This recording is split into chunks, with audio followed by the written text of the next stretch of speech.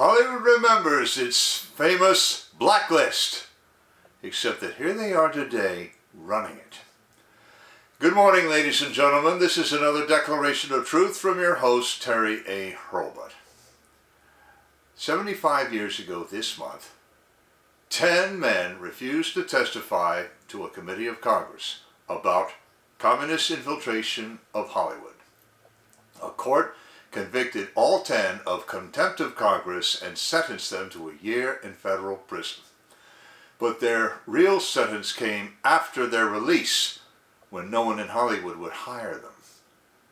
This Hollywood blacklist lasted until 1960, but what no one, looking back on the original blacklist today, wants to admit is that the blacklist is back, and adherents to the basic principle of communism have brought it back. A provocative statement, you bet your sweet life. Before I explain, I do want to shout out to the prime sponsor of this channel, which is Conservative News and Views. Link in the description. And be sure to check out the awesome CNAV Store. Scroll down near the bottom of that for that link. Lots of good merchandise there, including this t-shirt that I have chosen for today, which reads, 1984 was not an instruction manual.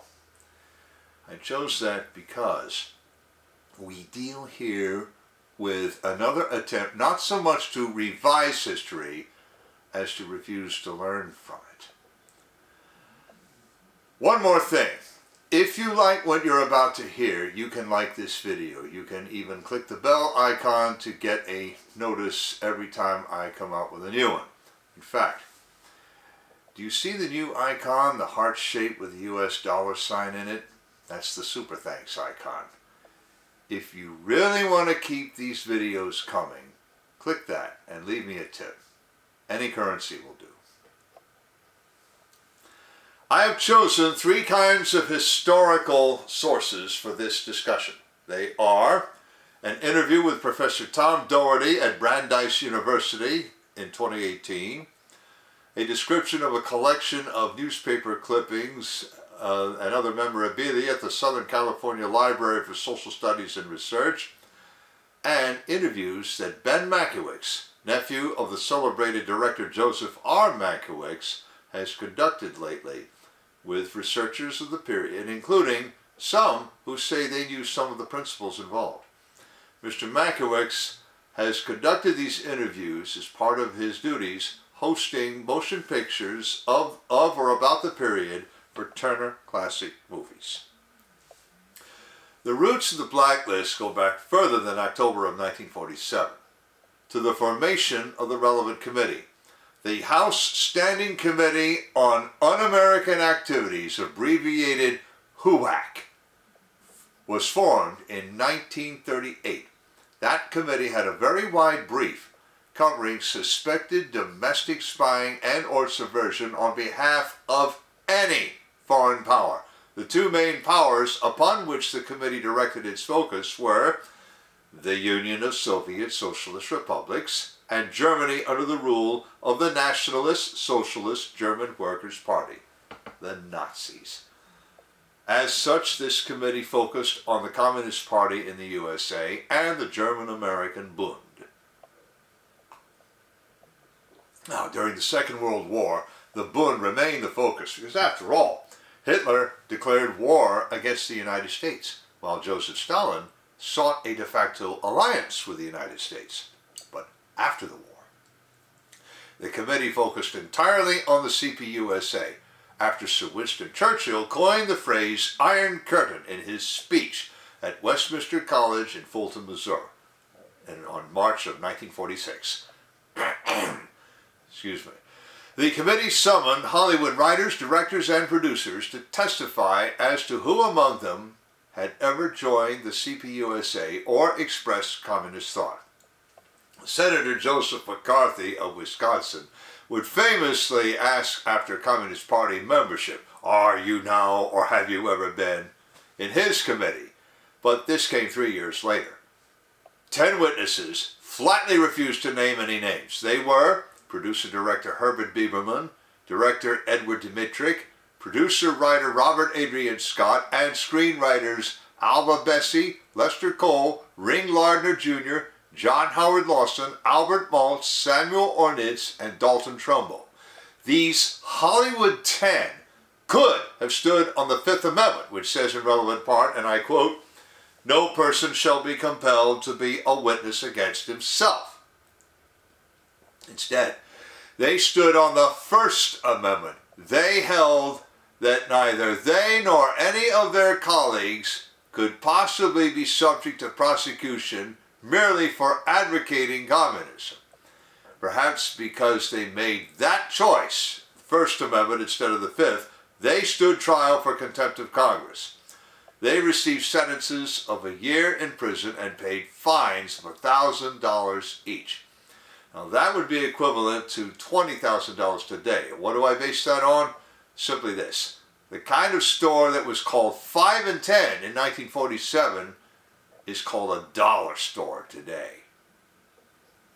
More to the point, the chiefs of the Hollywood studios wanted no part of communism or any advocacy of same, hence the Blacklist. Of the 10, Edward Dmytryk would break and name names to resume his career. Two different witnesses, other than the Hollywood 10, provided the most striking contrast of the period. One, Carl Foreman, objected strenuously to the Blacklist and everything it represented. He made his most famous project, High Noon, as an allegory of the period. In it, he sought to show that heroism includes standing one's ground even in the face of universal desertion. Thus, Frank Miller and his gang of thieves and cutthroats represent the House Un-American Activities Committee. The cowardly townspeople who refused to join Sheriff Will Kane in forming a posse comitatus represent Hollywood executives. The other witness, Elia Kazan, did name names and was proud to do that. He saw communism as a real danger and suggested that some friends do deserve ratting out if they are engaging in activity that poses a danger to other people. His lead character in On the Waterfront, Terry Malloy, represents Kazan himself. The corrupt union boss who begins by throwing someone off a roof represents perhaps not so much the Communist Party in the USA as the power everyone assumed was behind it. That power would be the first chief directorate of the Committee for State Security, Komitet Gosudarbственной Безопасности, KGB, of the Soviet Union. In fact, I have in my library a volume called Annals of Communism, containing facsimiles of KGB archival documents, some of which clearly refer to a conspiratorial apparatus, konspirativny apparat, operating in the United States at the time. Well, Hollywood lionizes Carl Foreman as a hero. Upon Elia Kazan, they pour undisguised contempt to this day. Now, before I tell you what I think about the Hollywood denizens and their crying together about the Blacklist, and I warn you up front that it will not be pretty, I want to shout out to a sponsor who can really help you through the economic storms to come. That sponsor is oursilverlines.com. Do you feel like you're working harder for your money just to get by? You are not alone. The fluctuating economy, employment issues, and unexpected changes in life have left many families struggling over the past few years. Collecting gold and silver can help shield you against many of these challenges. But if you're like me many years ago, you don't know where or how to start. Our Silver Lines helps by connecting you with thousands of members who are learning the secrets to creating and protecting true wealth by collecting precious metals. Now, whether you just want to collect rare and unique coins or take advantage of the business opportunities that company provides, they can help you learn to live an exceptional life. Visit oursilverlines.com to learn how you can build a legacy for your future. Now I'm going to tell you what I really think of Hollywood's attitude toward the Blacklist. Ben Mankiewicz, John Hamm, the rest of you birds, if you can hear me, listen carefully. You disgust me. Hypocrites, all of you. First, In remembering the Hollywood 10 and 9 other unfriendly witnesses, including Carl Foreman, people like you and Tom Doherty at Brandeis admit that the 10 each did join the Communist Party. Now, you deny that any of the 10 or the other 9 ever tried to overthrow the United States government. Well, somebody did. The Annals of Communism contains receipts to prove it. Now, whether that included the 10 or those other 9, that's an open question. In fact, Ayn Rand, who also testified before the committee, later castigated them for attacking the wrong target. Instead of hunting evil men, you have to fight an evil idea with a good idea. But do you, Ben Mankiewicz and company, ever express that particular misgiving? No! Instead, you side with the ideology. I heard you, Ben Mankiewicz. Do you hear me? I heard you. In your introduction to The Brave One, you said, and I quote, "Capitalism failed us in the 1930s." Close quote. If you had bothered to study the history of the Great Depression before making such an idiotic and oxymoronic statement, you might have gathered that Herbert Hoover's departure from capitalism, not capitalism per se, started it. And hey, if you think I heard you wrong, leave a comment. Let's see you engage in a forum other than Turner Classic Movies. Furthermore, you would have people believe that communism never had any victims. Not only that, but most of the same people making that and similar excuses for communism say that capitalism does make victims. In fact, why do I get the distinct impression that you all seem to have bought into Antonio Gramsci's original critical theory? You know what I get out of critical theory? I'll tell you. Critical theory essentially holds that anyone trying to reserve anything for himself is an enemy of the people. In short, those of us who believe in life, liberty, and property are no better than Frank Miller. And the hapless roof-push victim at the beginning of On the Waterfront deserved to die. As if that isn't bad enough, many of your colleagues, Mr. Mankiewicz, have brought the Blacklist back. Instead of a House Un-American Activities Committee, we have the House Select Committee to investigate the January 6th attacks, which, and I've said this before, exists to write bills of attainder and an ex post facto law using as their excuse an event that everyone who cares to know recognizes as a false flag pseudo operation. Beyond that, those who claim to stand on the First Amendment as it applies to the Hollywood 10 want to repeal the First Amendment today. Men like Jack Dorsey and Parag Agrawal at Twitter, for example, stand in for those Hollywood executives who enforce the blacklist. And now the federal government is seeking to stop Elon Musk from acquiring Twitter. Why? Because he will end Twitter's participation in the modern blacklist.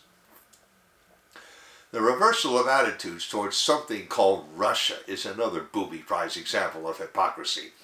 Back when Russia called itself Union of Soviet Socialist Republics, Russia had Hollywood's sympathy.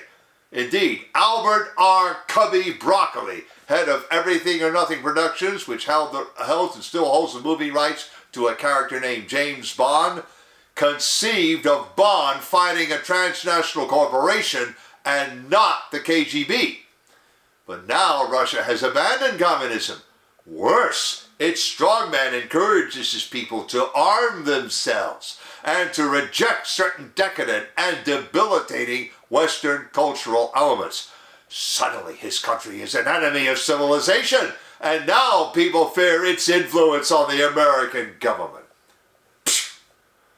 In other words, those who presume to criticize the original blacklist have no more moral authority. They forfeited that when they started to bring it back. Today we call it cancel culture. This new blacklist now forces patriotic Americans to build their own institutions, parallel to and independent of those which the new blacklist operators now control. Tellingly, Hollywood is losing money, but they don't seem to care. They would rather become the Department of Information for a new polity that will abandon the United States Constitution. Any money they lose is the price of the communist revolution or the woke revolution. So I will accord them no respect, but they deserve none. Their real criticism of the Blacklist is that their enemies ran it. Now that their friends are running it, they celebrate it and egg it on. How history will remember them, only time will tell. Link in the description of the article to the interview with Tom Doherty. Incidentally, that page also has a group photo of 9 of the Hollywood 10. To the description of the Hollywood Blacklist collection and to Conservative News and Views. I've also left links to the awesome CNAV Store and to oursilverlines.com, as I also mentioned. You know already about how to like a video, turn on notification, and leave a tip. On the end screen, I'm going to leave a subscribe link to my channel and links to earlier videos on wokeism in America, which forms the basis of the modern American blacklist. This is Terry A. Hurlbut delivering another declaration of truth and reminding you to let the truth set you free.